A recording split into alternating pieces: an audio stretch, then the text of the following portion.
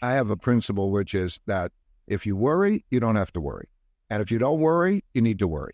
Ray Dalio is one of the greatest economic geniuses of all time. He is the founder of Bridgewater, one of the world's most prestigious hedge funds. He provides unique insight into the inner workings of the economy and the stock market.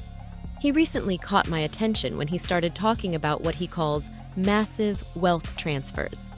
Today, I'm going to share with you a recent speech he gave, and we'll discuss whether he's right or wrong. I ask you to watch the video to the end and share your views with us.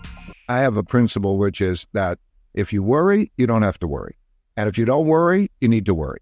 Because if you worry about things like if you read about the consequences of what has happened in history, and you look at the likelihood and you say, okay, we can have this kind of a conflict, or we could have that kind of a conflict, external conflict, and boy, these conflicts are terrible. Maybe that sort of brings us more together because we have the power together if we don't fight each other in that way, and we can compromise and so on.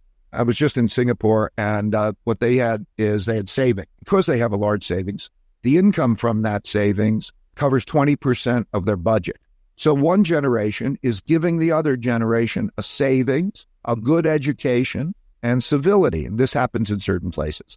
What we have left our generation with is debts, a broken down infrastructure, and fighting. I mean, the answer is if we're all good with each other and we're productive and we earn more than we spend, we won't have a problem. But we got to get there. Ray's principle on worrying reminds me of a paradox that often plays out on the global stage.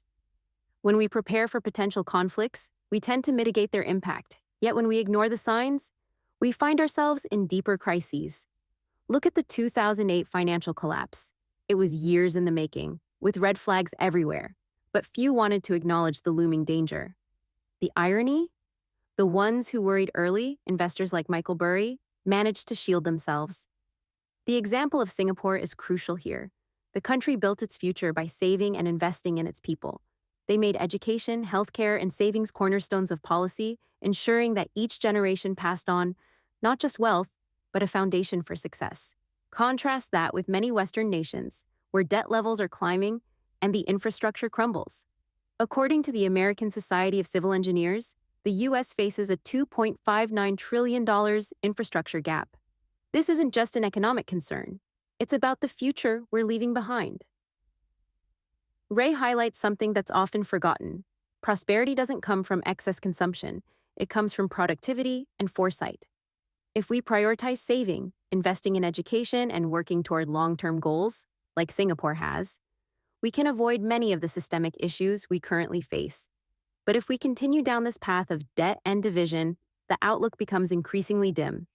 If I was president of the United States, I would have a bipartisan cabinet to try to bring moderates from both sides. I'd have an economic program that was put together like a Manhattan Project, in which smart people from both sides would make changes. I have my own changes that could happen, in which they would both increase the size of the pie and divide it well. I mean, move much more toward equal opportunity, which people are productive.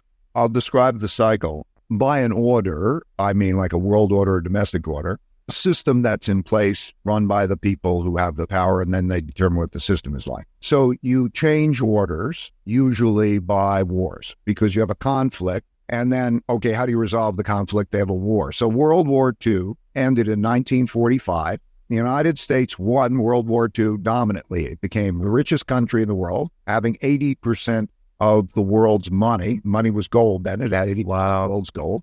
And a dominant military. It had a monopoly on that, and it accounted for half the world's economy.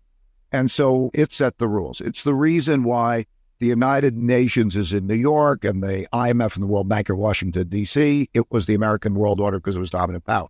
Now, when you are in a dominant power, also these wars are sort of great equalizers. People come back from the war. It's not like some are rich and some are poor in the same way. There's a restructuring, and you don't have the same wealth gaps and resentments and so on. And that usually means that you have a period of peace and prosperity. Peace because nobody wants to fight the dominant power. And then they work together and they produce peace and prosperity, and that happens. And that's really does best in the capitalist system. in which capital is provided to those who have good ideas because they say, we'll invest in you and you'll be productive and so on. Ray's idea of a Manhattan Project for the economy is compelling, and it speaks to something that's been lost in modern politics: collaboration for the greater good. The notion of bringing together the best minds, regardless of party, to solve complex issues like economic inequality and infrastructure decay is something we should revisit. Historically, when nations are united in purpose, as with the original Manhattan Project or the Apollo program, they achieve the impossible. Let's not forget the importance of rebuilding after war. The post-World War II era saw the U.S. emerge as the undisputed leader in global affairs, not just because of its military dominance, but because it set up institutions like the United Nations, the IMF, and the World Bank. These weren't just power plays. They were mechanisms for fostering peace, rebuilding economies, and spreading prosperity across borders. The problem today is that while the U.S. still holds tremendous power, the unity and vision that propelled us in the 1940s and 50s have eroded. Wealth gaps are expanding at an alarming rate. According to a recent Pew Research report, the gap between upper-income households and middle or lower-income households has grown steadily since the 1970s.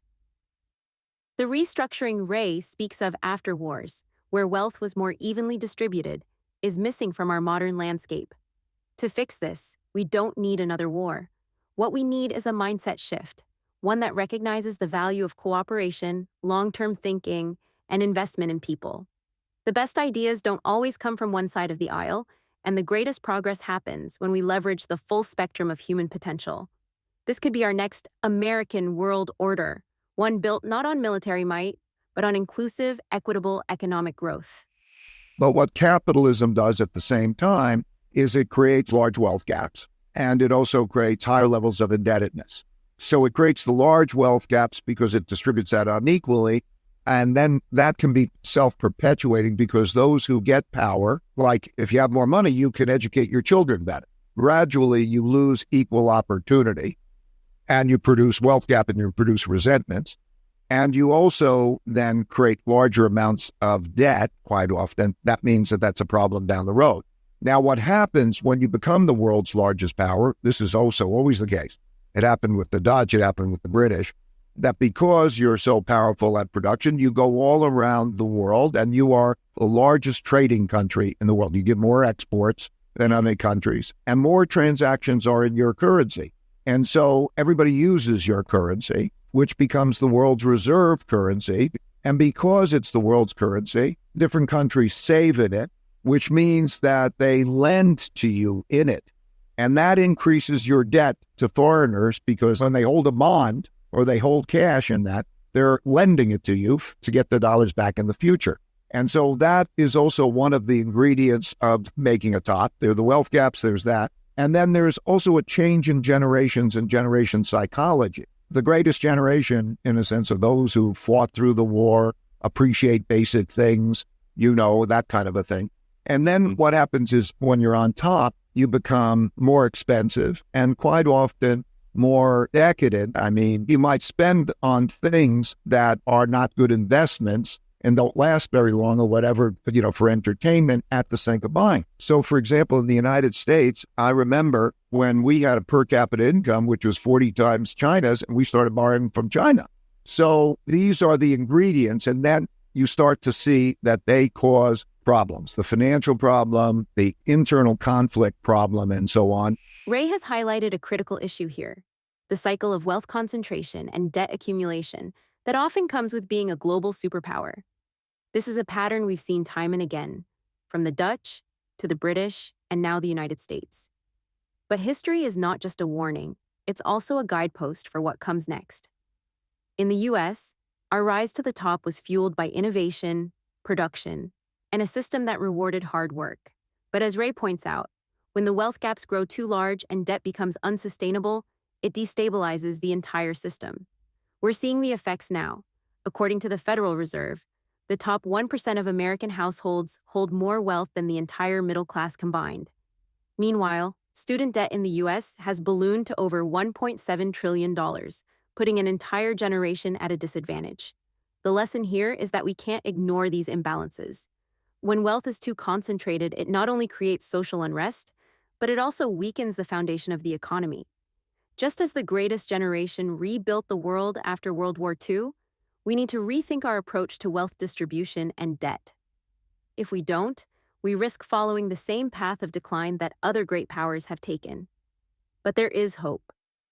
By investing in education, infrastructure, and innovation, we can close the wealth gap and create opportunities for future generations.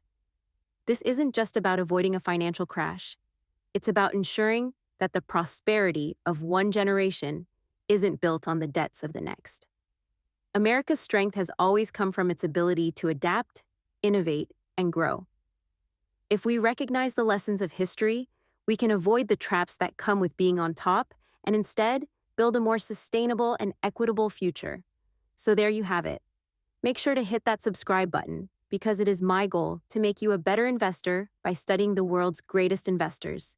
Talk to you again soon.